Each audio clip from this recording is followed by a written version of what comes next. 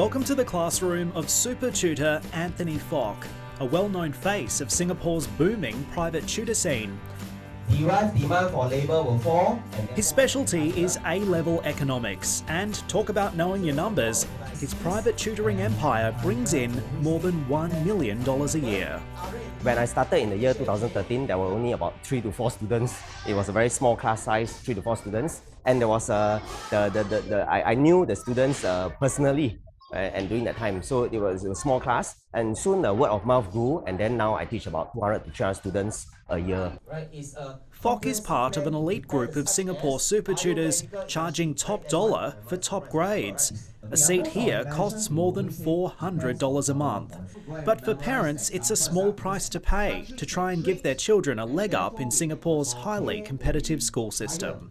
I've encountered parents who are willing to pay up to 25,000 to guarantee the A grades nearing the A-level exams. 7 out of every 10 students attend weekend enrichment classes, and there are more than 800 tuition centres just like this registered with the government. 18-year-old Ang Ming Liang says tuition is just a normal part of school life. Majority of my classmates are indeed taking tuition, so there is this sort of pressure to try to achieve and go, and tuition is seen as a necessary component to make yourself more competitive in such a climate. Because in order to graduate... Fok is one of many tutors capitalising on a culture that demands academic success. Fellow super tutor Janice Chua left her teaching job and started Concept Math in 2011. She now operates 2 major centres, responsible for almost 1,000 children who are as young as 7.